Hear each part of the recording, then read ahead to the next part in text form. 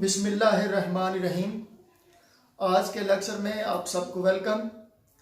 आज के लेक्चर में हम बेसिक वोकैबुलरी पे बात करने वाले हैं। देखने में आया है कि कुछ हार्ड एरिया लर्नर स्टूडेंट्स जो हैं वो कुछ अल्फाज जो बिल्कुल ही सिंपल वर्ड्स हैं, बेसिक लेवल वर्ड हैं, उनमें कुछ कन्फ्यूजन आ रही है, तो आज उसके बारे में बात करेंगे। आइए, वन है keep versus put। keep, put। Students इसका तर्जमा बेसिक लेवल पे उर्दू में जब देखते हैं रखना के मीनिंग में लेते हैं, तो जब इसको इस्तेमाल करने बैठते हैं तो इसमें कुछ कंफ्यूजन आ जाती है कि रखना इसका मतलब लिया जाए या इससे का मतलब बचना लिया जाए। तो इसको कॉन्टेक्स्ट में देखेंगे कि कीप का मतलब रखना है या बचना है, पुट का मतलब क्या है, तो इसके डिफरेंस पे बात करते हैं। तो देखते हैं, एक स्ट्रक्चर है कीप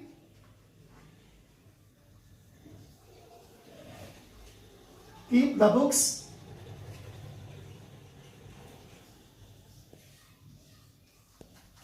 in the shelf।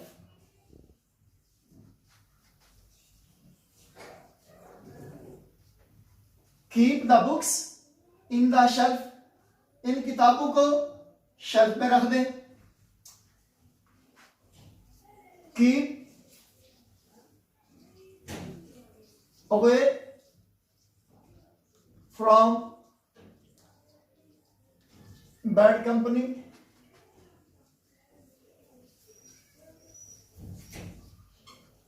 बुरी सोबत से जरा हटके। कीप योर वर्ड्स, अपने वादे का ख्याल कीजिए।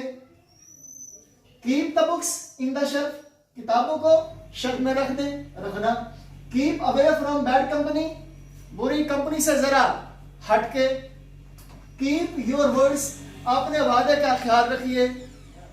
तो इन दो स्ट्रक्चर में अगर हम गौर करेंगे तो कीप का मीनिंग जो है वो रखना नहीं हो रहा, इससे मुराद ली जा रही है बचना, परे रहना। Number 2 put. तो पुट को जब हम रखना के मीनिंग में इस्तेमाल करेंगे तो ये किस स्ट्रक्चर में इस्तेमाल होगा। फर्ज करें पहला ही हम स्ट्रक्चर ले लेते हैं, कीप को रिप्लेस कर देते हैं पुट से। Put the books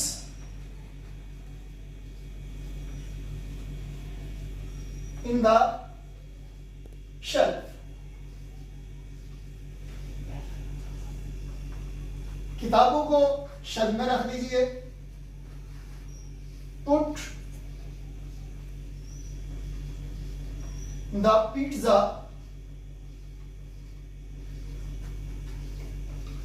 on the table. Pizza को टेबल पर रख दें। तो यहां पे एक वर्ड भी आ रहा है जिसको लिखने में हम लिखते हैं PIZZA, जो कि लिखने में बिल्कुल ठीक है, इसके प्रोनाउंसिएशन में कुबाहतारी है और वो ऐसे है कि जो इसके नॉन नेटिव स्पीकर है वो इसको पिज्जा नहीं प्रोनाउंस करते, वो इसको प्रोनाउंस करते हैं पीट जा। पीट जा यानी टा साउंड भी उसमें वो मिलाते हैं। पीट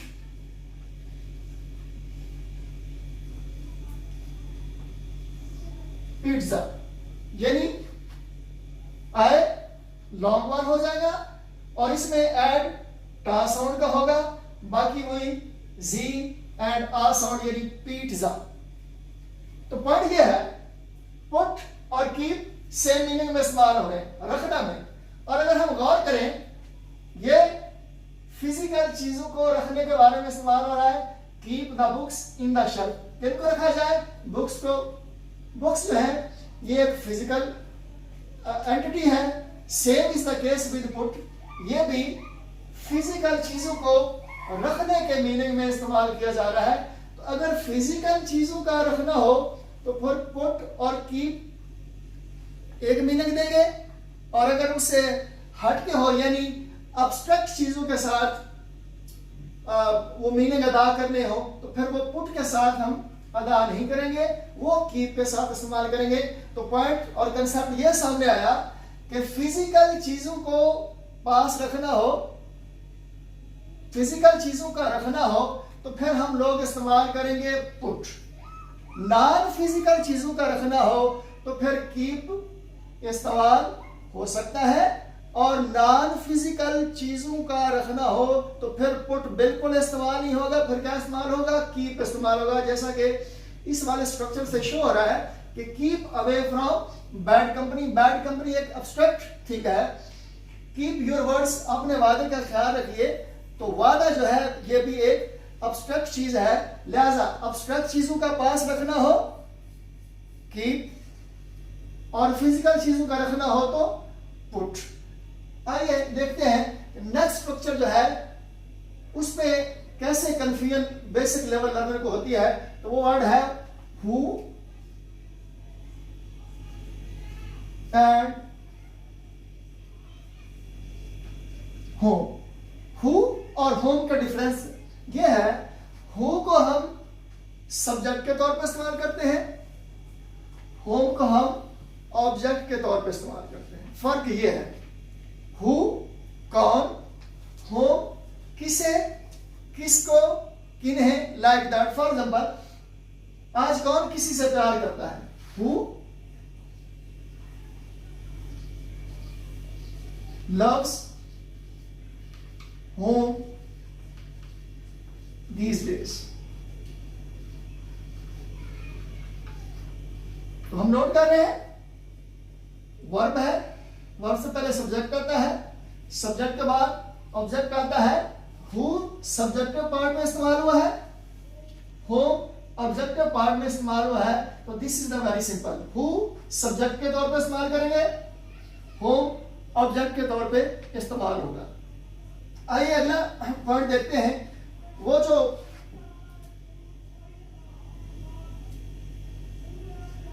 wake up and get up. तो बेसिक लेवल लर्नर जो है वो वेक अप का तर्जुमा भी उठना से करते हैं, गेट अप का तर्जुमा भी उठना से करते हैं, ठीक है। लेकिन इसमें टेक्निकल जो फर्क है, अगर तो सोकर उठा जाए, आंखें खुल जाए, वेकअप है। आंखें खुलने के बाद जहां पे आप सोए, फर्ज करें सोफा पे कोई बंदा सोया है, सोफा पे लेटा है, लेटे लेटे सो गया है और सो के उठा है, उसे याद आया है कि मैंने कोई बुक खरीदनी थी, और फिर उसे ख्याल आया है कि अब मैं हो गया हूं लेट, अब तो दुकानें हो गई हैं बंद, मैं इसे कल देख लूंगा, फिर सो जाता है। तो ये वेक अप हुआ है, गेट अप नहीं हुआ। अगर तो फिजिकल मूवमेंट उसने की है तो फिर गेट अप हुआ है, फिर वेक अप तो हुआ, हो गया। गेट अप कब होगा, जब वो जिस चीज पे आराम कर रहा है, सो रहा है, उससे कोई फिजिकल मूवमेंट करेगा, तो उस सेंस में हम इस्तेमाल करेंगे get up. For example I woke up at 6 a.m. 6 बजे जी मेरी आंख खुल गई। अगर तो मैंने बेड छोड़ दिया, वो कोच जिसमें मैं लेटा हुआ था उसको छोड़ दिया, वॉशरूम आया, शावर लिया, नाश्ता किया, लाइक दैट। तो इस सेंस में हम क्या इस्तेमाल करेंगे, I woke up at 6 a.m. and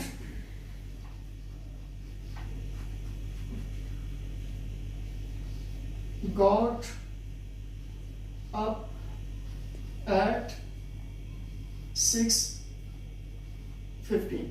आंख मेरी खुली 6 बजे, मैं बिस्तर से, मैं जिस जगह आराम फरमा रहा था, मैं वहां से कब जुदा हुआ? 6:15 बजे। तो वेक अप और गेट अप में ये टेक्निकल फर्क है। I think it is clear to you people. Next है जी,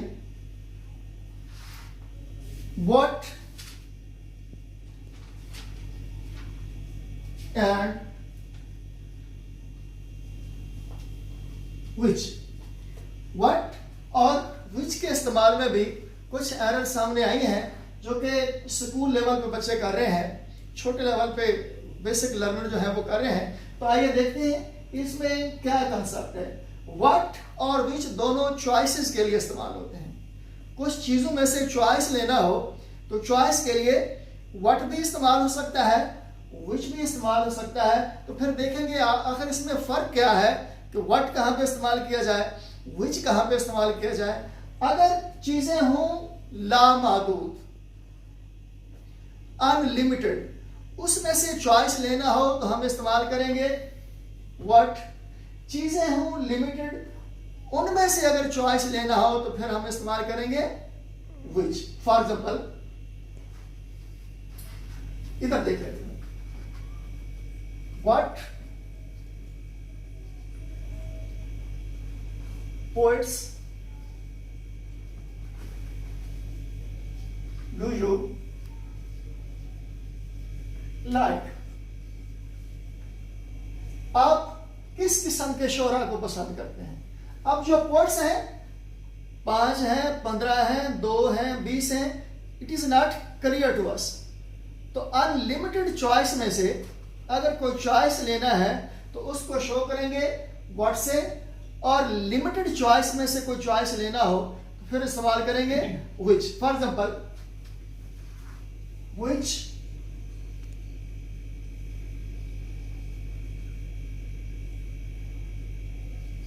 which poet do you like? Ghalib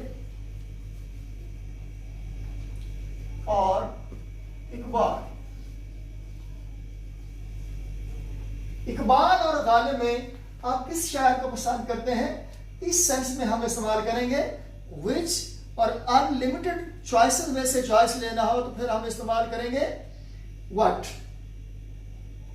unlimited choices में से चॉइस व्हाट, लिमिटेड चॉइसेस में से चॉइस विच। नेक्स्ट पॉइंट हम देखेंगे,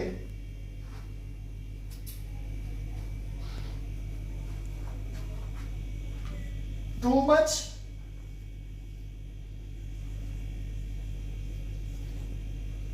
एंड मच टू। बहुत ज्यादा के मीनिंग में दोनों इस्तेमाल होते हैं फ्रेजेस। देखेंगे टू मच कहां पे इस्तेमाल होगा, मच टू कहां पे इस्तेमाल होगा। टू मच नाउन के साथ इस्तेमाल होगा, मच टू एडजेक्टिव के साथ इस्तेमाल होगा। लेकिन वो नाउन्स जो नेगेटिव कॉनोटेटिव दें, जिनका कॉनोटेशन नेगेटिव हो, और वो एडजेक्टिव जिनकी कॉनोटेशन नेगेटिव हो, यानी मनफी इसमें सिर्फ और मनफी अस्मा के साथ इन दो स्ट्रक्चर को इस्तेमाल किया जाता है। For example there is a verse from the holy Quran which can be translated as verily, verily the non-believers are in too much loss। ताकि नॉन बिलीवर्स जो हैं वो बहुत बड़े घाटे में हैं। लॉस नाउन है, मीनिंग नेगेटिव है। अब देखते हैं मच टू कहां पे इस्तेमाल होगा। For example it is much to risky, risky खतरनाक एडजेक्टिव है, नेगेटिव कॉनोटेशन है, तो हमने इस्तेमाल किया मच टू, यानी ये बात बहुत ज्यादा खतरा वाली है, तो उसकी ट्रांसलेशन हमने की it is much to risky. So this is the difference between these words. Keep, put, keep non physical चीजों का रखना, पुट फिजिकल चीजों का रखना, हु सब्जेक्ट के तौर पे, होम ऑब्जेक्ट के तौर पे, वेक अप आंख का खुल जाना, गेट अप फिजिकली मूवमेंट करके उठ जाना, व्हाट अनलिमिटेड चॉइसेस में से चॉइस लेना, विच लिमिटेड चॉइसेस में से चॉइस लेना, और व्हाट जो है ये नॉन लिमिटेड चॉइसेस में से चॉइस लेना. क्लियर. नेक्स्ट है too much and much too. Too much negative connotative nouns के साथ इस्तेमाल करेंगे, much too negative connotative adjective के साथ इस्तेमाल करेंगे. आई होप कि इनका जो टेक्निकल फर्क है अब ये क्लियर हो चुका होगा. फिर भी अगर कोई अनक्लैरिटी हो हमें लिख दीजिए, हम उनको जवाब देंगे, पढ़ेंगे, जवाब देंगे. अगले लेक्चर तक एक दूसरे का ख्याल रखिएगा. अल्लाह हाफिज.